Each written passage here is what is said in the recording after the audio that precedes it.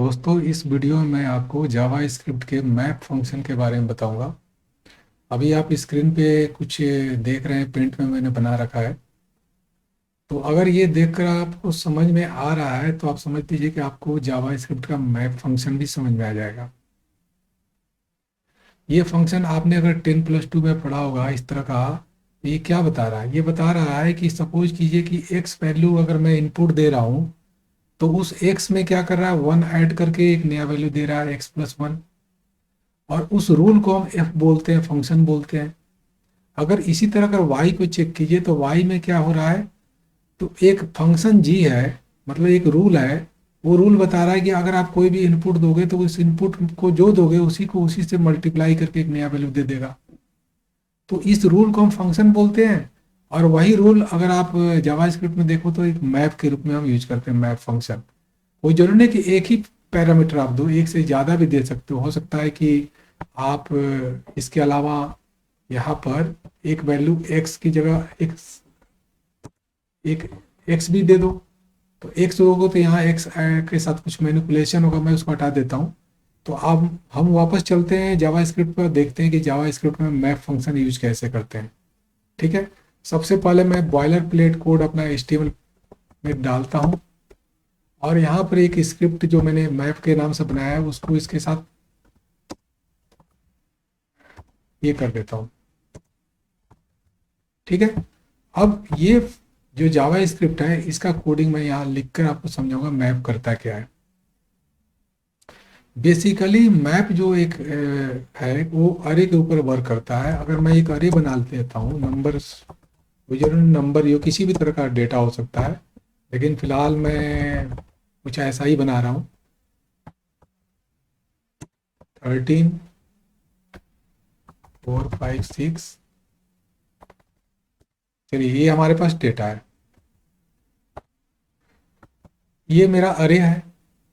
अब इस अरे को थोड़ा सही नहीं लग रहा है, मैं ऐसा करता हूँ, इसको 3 कर देता हूँ, देखकर अजीब सा लग रहा है।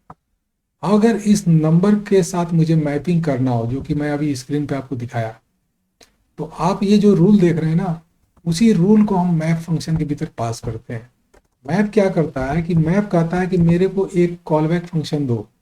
कॉलबैक फंक्शन मतलब कि एक रूल दो, एक फंक्शन का रूल दो, और मैं उस रूल के अकॉर्डिंग आपको एक नया अरे रिटर्न कर दूंगा। ठीक है, तो आप इस चीज़ को गौर कीजिएगा। अभी मैं थोड़ा मैप कैपिटल में हो गया, कैपिटल में नहीं होगा, नंबर्स के ऊपर, अरे के ऊपर आप मैप फंक्शन यूज करते हैं। मैप फंक्शन क्या लेता है, एक कॉलबैक फंक्शन लेता है। उस कॉलबैक फंक्शन का जो रूल है, आप, मैं 3-4 केस बताऊंगा, ये एक ही पैरामीटर लेता है कॉलबैक, और रिटर्न करता है एक नया अरे। एनी का मतलब है अरे। अरे कैसे पहचानते हैं जावा स्क्रिप्ट में, स्क्वायर ब्रैकेट दिया रहेगा। और एनी का मतलब क्या होता है, किसी भी तरह का डेटा हो सकता है, नंबर ही नहीं, किसी भी तरह का डेटा हो। लेकिन यहाँ अरे जब नंबर लिख रहा है तो इसका मतलब कि नंबर टाइप का डेटा है। क्यों? क्योंकि यहाँ मैंने नंबर के साथ इसको खेल रहा हूँ, जिस नंबर के साथ खेलूंगा उसी तरह का डेटा यहाँ ले रहा है। लेकिन अब यहाँ वैल्यू क्या रहा है, नंबर ले रहा है, इंडेक्स ले रहा है, वगैरह वगैरह। तो चलते हैं एक कॉलबैक फंक्शन बना लेते हैं, क्योंकि एक ही पैरामीटर ले रहा है, उस पैरामीटर का नाम है कॉलबैक फंक्शन। तो आप ये कॉलबैक फंक्शन जो यहाँ डालेंगे ना, उसको कहीं ना कहीं तो डिफाइन करेंगे। तो मैं इसको डिफाइन कर लेता हूँ, ये मेरा कॉन्स्ट CV, कोई ना कोई तो रूल देंगे। अब इस रूल को चेक कीजिए, मैं एक्स डालता हूँ तो x+1 रिटर्न करता है, मतलब कि इनपुट मेरा क्या है, एक्स है। तो एरो फंक्शन का रूल का क्या कहता है, आपको उस रूल के अकॉर्डिंग क्या चाहिए, ये चाहिए, बन गया। अब ये जब ये हुआ क्या कि मैप क्या करता है, एक नया अरे रिटर्न करता है। ये नहीं, ओरिजिनल अरे इंटैक्ट रहता है, वो उसकी इम्यूटेबिलिटी की प्रॉपर्टी है, जिसकी वजह से क्या है कि आपका ओरिजिनल अरे में किसी प्रकार का कोई परिवर्तन नहीं होता है। तो आपको ये हो जाएगा अरे न्यू, ये आपको एक अरे नया अरे मिल गया।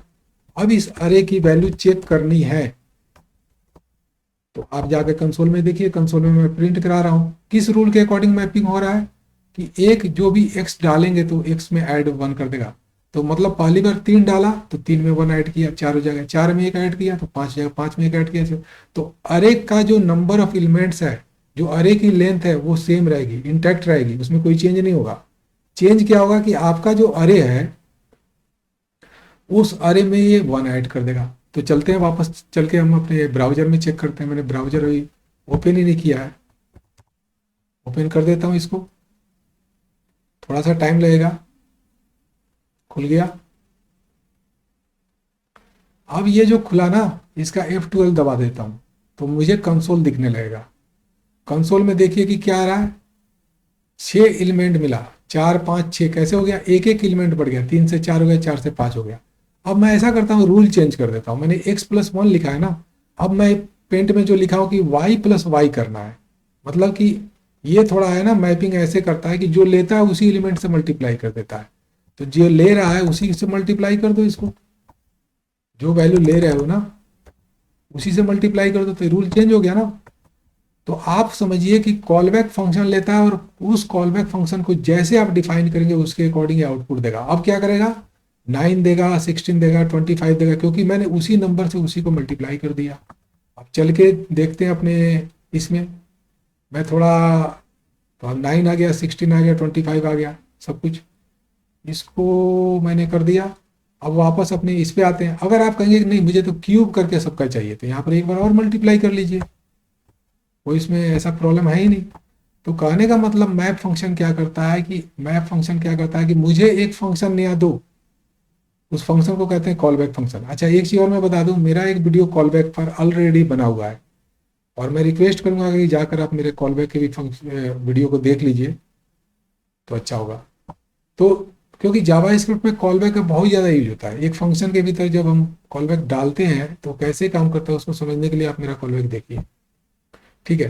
तो इस तरीके से आप कॉलबैक काम करेंगे तो इस बार 3 बार उसी नंबर को मल्टीप्लाई करेगा। अच्छा नंबर ऑफ लेंथ नहीं चेंज होगा, वो मैंने बताया, ठीक है ना। तो इस तरीके से आपने देखा। अच्छा आप सोच रहे होंगे कि ये तो बहुत ही सिंपल एग्जांपल मैंने दिया है कि नंबर है, और हमारा अरे में तो ऐसा भी हो सकता है ये पहला ऑब्जेक्ट हो दूसरा ऑब्जेक्ट हो, ऐसा केस भी हो, तो उस केस में भी कोई बड़ी बात नहीं है। उसको जब मैं एप्लीकेशन डेवलप करूंगा तो उसमें आपको बताऊंगा, पहले आपको फंक्शन के बेसिक रूल को समझना होता है। अब मैं इसका थोड़ा सा चेंज करता हूँ।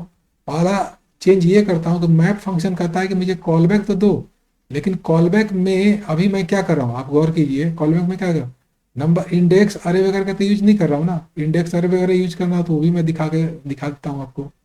इंडेक्स अरे वगैरह यूज कैसे करेंगे, जो कॉलबैक फंक्शन दे रहे हैं उसमें मैंने केवल वैल्यू अभी दिया हूँ, इंडेक्स तो दिया नहीं हूँ। तो यहाँ आप चाहे तो एक इंडेक्स पास कर सकते हैं, यहाँ क्या कर सकते हैं, इंडेक्स पास कर सकते हैं।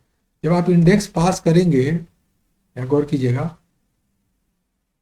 तो इंडेक्स पास कर देता हूँ,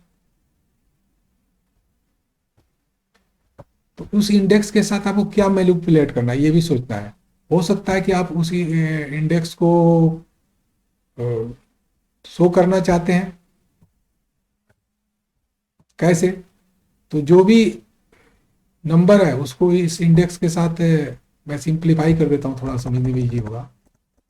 मैं क्या करता हूँ कि मैं अपने इंडेक्स को डबल करके, मल्टीप्लाई करके मतलब डबल करके, और जो नंबर है उसके साथ उसको मल्टीप्लाई करूँ, ऐसा कर सकता हूँ ना, ठीक है।